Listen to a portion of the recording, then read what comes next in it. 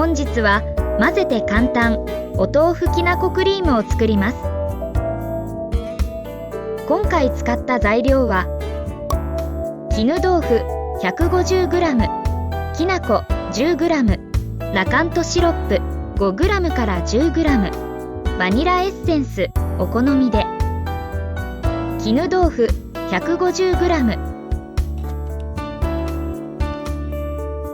きなこ 10g、 ラカントシロップ 5g から 10g、 お好みでバニラエッセンスを加えます。豆腐が滑らかになるまでよく混ぜます。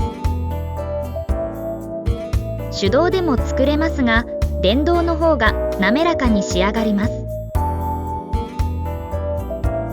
手動だとこのくらいの滑らかさになります。甘さやきな粉の香ばしさなど味見をして調節してください。